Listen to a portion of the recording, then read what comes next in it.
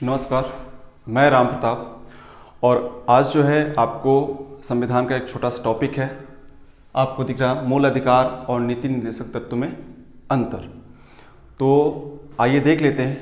और हाँ, जो वनडे एग्जाम होते हैं उनमें ये यहाँ से क्वेश्चन आते ही आते हैं। आप ज़्यादा से ज़्यादा देखेंगे तो कि आर्टिकल 1 से लेके 100 तक इसके बीच में ज़्यादा क्वेश्चन होते हैं, अगर क्वेश्चन आते हैं संविधान से तो उसी का हिस्सा है।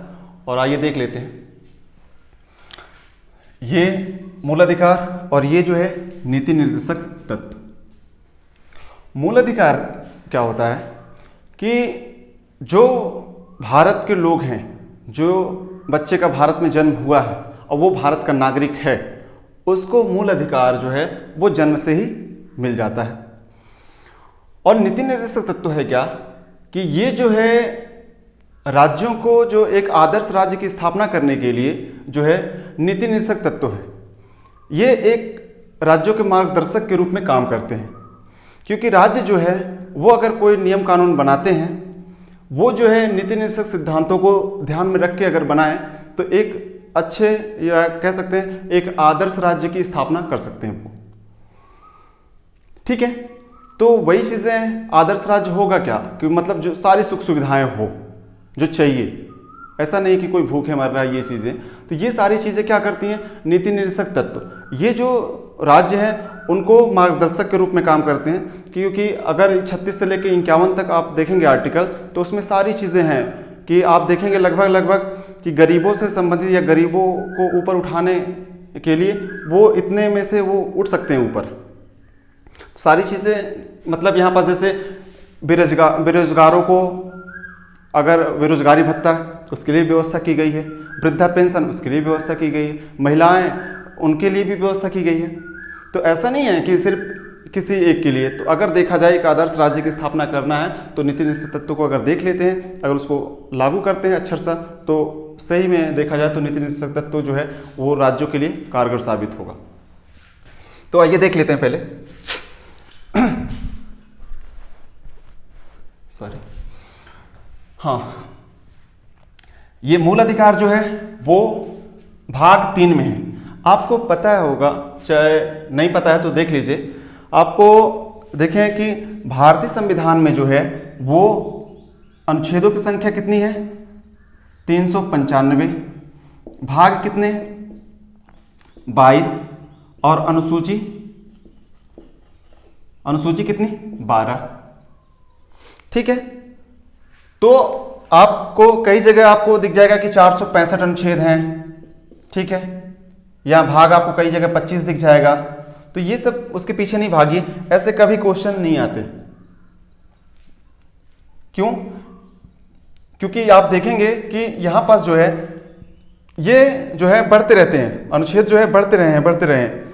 भाग जो है ये सब गणना के हिसाब से 25 हुआ है और ये 465 हुआ। बात समझिएगा, जैसे अनुच्छेद 19 है, 19(1) का ए, 19(1) का बी, 19(1) का सी, ये सब जोड़ते हैं अगर हम, तो ये सब क्या होता है, जैसे 19 हो गया एक, 20, 21, 22 ऐसे जोड़ते रहते हैं, तो जाके ये 465 हुए हैं।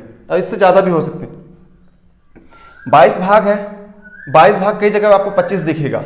तो आप देखेंगे एक दिख जाएगा आपको 4 का, एक दिख जाएगा आपको 14 है, एक दिख जाएगा आपको 9A।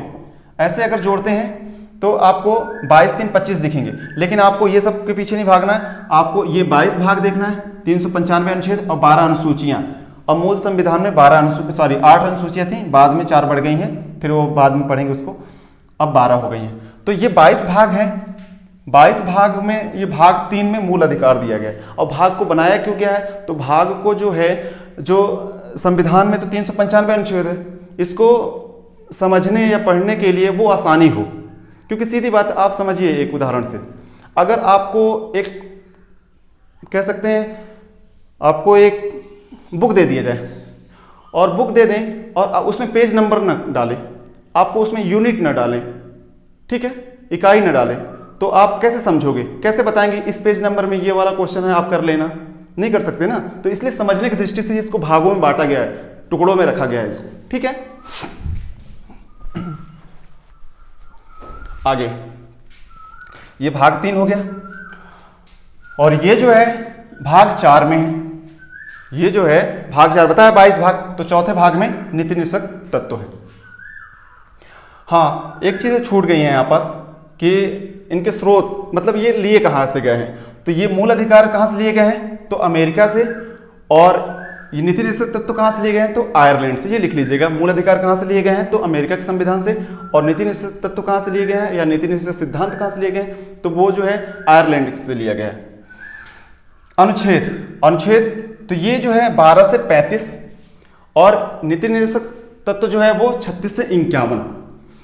तो 12 से 35 तक लेके आप देखेंगे तो वो क्या है, मूल अधिकार की बात की गई है, और 36 से 51 तक ये चीजें आपको बता दी चुका हूं। 395 अनुच्छेद हैं, लेकिन 12 से लेके 35 तक वो सॉरी मूल अधिकार की बात करते हैं, जबकि 36 से लेके 51 तक ये नीति निषेधक तत्व की बात करते हैं। सॉरी,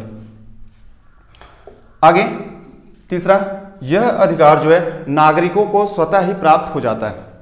अगर जो भारत का नागरिक है उसे मूल अधिकार स्वतः ही प्राप्त हो जाता है, जबकि यहाँ यह राज्य सरकार द्वारा लागू करने के बाद ही नागरिकों को प्राप्त होता है।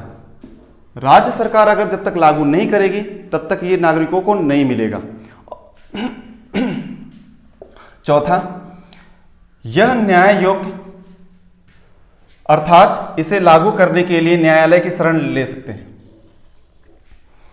जो मूल अधिकार है, अगर मान लीजिए मूल अधिकारों का अगर कोई उल्लंघन करता है तो आप न्यायालय की शरण ले सकते हैं, न्यायालय की शरण ले सकते हैं और इसे लागू करवा सकते हैं वहां उसके माध्यम से। और ये जो है, अगर मूल अधिकारों का किसी का उल्लंघन होता है तो ये सीधे सुप्रीम कोर्ट जा सकते हैं या हाई कोर्ट जा सकते हैं। ऐसा नहीं कि एक प्रोसेस चलता है कि व्यवहार न्यायालय, district court, high court, supreme court, ऐसे नहीं जाना पड़ेगा आपको। अगर चाहे तो आप डायरेक्ट सुप्रीम कोर्ट जा सकते हैं अगर इसका उल्लंघन हुआ है तो। ठीक है, मूल अधिकारों का अगर उल्लंघन होता है तो आप डायरेक्ट सुप्रीम कोर्ट जा सकते हैं, ये उसके प्राथमिकता में आती है। बोलते हैं ना कि प्राथमिक अधिकार या प्राथमिक क्षेत्राधिकार जो सुप्रीम कोर्ट का है, तो वो जो है वो मूल अधिकार है। जैसे राष्ट्रपति के चुनाव से संबंधित कोई विवाद है तो वो डायरेक्ट सुप्रीम कोर्ट मामला जा सकता है। मूल अधिकार से संबंधित उल्लंघन का कोई मामला है, डायरेक्ट सुप्रीम कोर्ट जा सकता है, उसके लिए कोई नीचे जाने की जरूरत नहीं है। तो ये न्याय योग्य है। यह न्याय योग्य नहीं होता, अर्थात इसे लागू कराने के लिए न्यायालय की शरण नहीं ले सकते। ठीक है, आप एक उदाहरण से समझिएगा। ये नीति निषेधक तत्व है, ये कहता है कि ये एक आदर्श राज्य स्थापित करने के लिए ये चीजें को आप फॉलो करोगे तो सही हो जाएगा। लेकिन अगर राज्य नहीं करना चाहता तो आप उसे जोर जबरदस्ती नहीं कर सकते। जैसे अगर कोई बेरोजगार है, उसके लिए पेंशन की बात अगर है, अगर कोई राज्य पेंशन देने की सोच रहा है या फिर दिया 2-4 महीने 6 महीने, अब उनके बस में नहीं है, तो अब क्या करेंगे, पेंशन बंद कर देंगे। आप कोर्ट नहीं जा सकते कि मुझे पेंशन मिल रहा था, उन्होंने पेंशन बंद कर दिया। आपको पता ही होगा, जो यूपी से होंगे, सपा सरकार एक बार जब सत्ते में थी वो तो चालू की थी बेरोजगारी भत्ता, 1-1 हज़ार रुपये शायद आते थे। तो वो जो है कुछ दिन तक चालू रहा, फिर बंद हो गया। तो किसी ने कोर्ट तो नहीं गया ना, और जाओगे भी तो हार जाओगे, फालतू का जाना भी नहीं। तो ये ध्यान रख रहिएगा आप, ये न्याय योग्य नहीं है, अर्थात न्यायालय की शरण नहीं ले सकते आप। यहां इसका उद्देश्य राजनीतिक लोकतंत्र की स्थापना करना है, इसका उद्देश्य सामाजिक और आर्थिक लोकतंत्र की स्थापना करना है। ये चीजें यहां जो दिखा है, आपातकाल के दौरान जो है मूल अधिकारों का निलंबन किया जा सकता है। ठीक है, उसको कुछ समय के लिए सस्पेंड किया जा सकता है, निलंबित किया जा सकता है। लेकिन 20 और 21 जो है वो कभी भी निलंबित नहीं किया जा सकता। क्यों? क्योंकि ये जीवन से संबंधित है। ठीक है, तो ये ध्यान रख रहना। ये बाकी चीजें हैं उसको निलंबित किया जा सकता है। आपको पता है कि मूल संविधान में जो है वो 7 मूल अधिकार थे, लेकिन वर्तमान में जो है वो कितने हैं? 6 हैं। क्यों? क्योंकि 44वां संविधान संशोधन 1978 में जो है वो संपत्ति का मूल अधिकार जो था उसको यहां से हटा के उसको 300A में ले जाया गया, 300A में रख दिया गया आर्टिकल में। क्यों? क्योंकि मूल अधिकार जो है, आपको मैं पहले बता चुका हूं कि अगर मूल अधिकार को लागू नहीं करते तो आप न्यायालय की शरण ले सकते हैं, जा सकते हैं कोर्ट में, और आप जीत भी जाएंगे। तो ये देखा गया कि विकास में जो है वो बाधा उत्पन्न हो रही थी।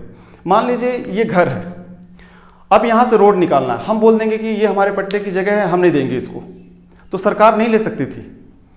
अगर मान लीजिए जबरदस्ती सरकार ली, हम न्यायालय की शरण लिए, तो पक्ष में तो हमारे आना, क्योंकि मूल अधिकार तो हटा नहीं सकते जल्दी, तो इसलिए बहुत दिक्कत होती रही।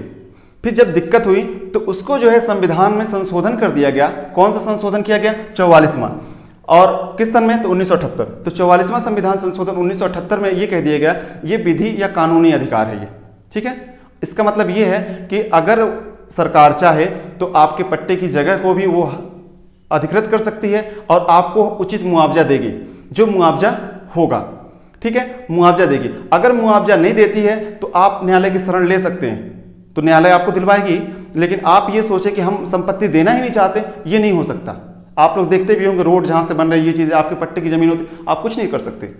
लेकिन हाँ, सरकार उचित मुआवजा देती है। देखते होंगे कि जो शहरों का जो रेट है उसका 2 गुना, अगर मान लीजिए किसी ज़मीन का, मान लीजिए इसकी ज़मीन का कीमत मान लीजिए कि 50 लाख है, तो इसका 2 गुना मतलब 1 लाख रुपए आपको मिल जाएगा। अगर गांव में की ज़मीन है किसी की 50 लाख है तो उसके 4 गुना, तो सीधी बात है उसको मिल जाएगा 2 करोड़। तो ये ध्यान रख रहिएगा। तो ये चीज़ें हैं। तो यहाँ पर जो है आपातकाल के दौरान जो मूल अधिकार को निलंबित किया जा सकता है, मैं आपको बता चुका हूँ। अब 20-21 को निलंबित नहीं किया जा सकता। अब जो है सिर्फ 6 ही मूल अधिकार बचे हैं और 7वां को जो है उधर ले जाया गया 300A में कानूनी या विधि अधिकार बना दिया गया। और जो 7वां मूल अधिकार था वो संपत्ति का मूल अधिकार था या संपत्ति का मौलिक अधिकार कह सकते हैं। और उसका 2 जगह उल्लेख था। कहाँ? एक तो 19(1)F में और एक आर्टिकल 31 में, अनुच्छेद 31 में, और एक अनुच्छेद यहाँ। तो यहाँ से उठा के कहाँ ले जाया गया? वहाँ 300A में। ये ध्यान रख रहिएगा, 300A में ले जाया गया। आपातकाल के दौरान ये चीज़ें हो गई। यहाँ नीति निर्देशक का निलंबन किसी भी स्थिति में नहीं किया जा सकता, इसको निलंबित नहीं किया जा सकता, ये ध्यान रख रहिएगा। यह व्यक्ति की भलाई के लिए होता है और ये समाज की भलाई के लिए होता है, ठीक है। ये व्यक्ति के लिए, ये व्यक्ति के भलाई के लिए होता है। आपको पता है कि लगभग जो अंग्रेजों ने यहाँ पास जो है 200 साल से भी ज़्यादा जो है शासन किए हैं और कई देशों ने यहाँ पास रहा है, मतलब उनका शासन रहा है। तो आप देखेंगे कि उससे हमको बहुत प्रताड़ना झेलनी पड़ी, क्योंकि न बोलने की आज़ादी है, न साफ सुथरी जगह में रहने की आज़ादी है, ये सारी दिक्कतें होती थी। तभी जब संविधान निर्माण करने के मौके मिले भारतीयों को, तो उन्होंने जो ये सारी चीज़ें कष्ट को देखा था, उसी को देखते हुए संविधान में मूल अधिकार को शामिल किया गया कि ये चीज़ें तो मिलनी ही चाहिए। क्यों? क्योंकि उस समय तो बोलने की भी आज़ादी नहीं थी जब अंग्रेजों का शासन था। तो आप बोलते, उनका जब मन करता आपको पकड़ के ले जाते, जेल में डाल देते। तो ये चीज़ें हैं, जैसे आप देखेंगे 19(1)A, वहाँ का भी व्यक्ति की स्वतंत्रता है, बोलने की आज़ादी है। एक नॉर्मल व्यक्ति प्रधानमंत्री के खिलाफ कर सकता है, वो अगर कोई बयान दे रहे हैं उसके खिलाफ बात कर सकता है वो, ठीक है। ये कौन आज़ादी देता? 19(1)A। लेकिन हाँ, ये बातें ध्यान रखना, आपकी आज़ादी वहीं तक है जहां तक दूसरे को दिक्कत ना हो। ऐसा नहीं है कि आप जो है किसी को कुछ भी बोलते रहें कि ये मेरी आज़ादी है, ऐसा आज़ादी नहीं है। अगर दूसरे को दिक्कत हो रही है तो आप जेल भी जा सकते हैं, ठीक है। ऐसा नहीं है कि आप कुछ भी बोलते रहें। जैसे मीडिया को आज़ादी है 19(1)A के तहत में, वो कुछ भी कर सकती है, लेकिन सांप्रदायिक सौहार्द को बिगाड़ नहीं सकती कि उल्टा सीधा कुछ भी दिखाते रहे, ये चीज़ें नहीं कर सकती। वो अगर आज़ादी देता है तो फिर उनसे ये चीज़ें भी हैं। तो ये ध्यान रखना कि आप ये मत सोचिएगा कि आपको बता दिया कि 19(1)A के तहत में जो है आपको बोलने की आज़ादी है तो आप कुछ भी बोलते रहेंगे, ये चीज़ें नहीं चलेंगी, ठीक है। तो ये जो है व्यक्ति की भलाई के लिए है, जबकि ये जो है ये समाज की भलाई के लिए है। तो ये ध्यान रखे रहना कि ये जो है व्यक्ति की भलाई के लिए है। और ये दोनों में जो अंतर था वो हमने समझाया है। और हाँ, जो इस चैनल पर नए हैं प्लीज़ इस चैनल को सब्सक्राइब कर लीजिए और लाइक शेयर करना न भूलें। धन्यवाद।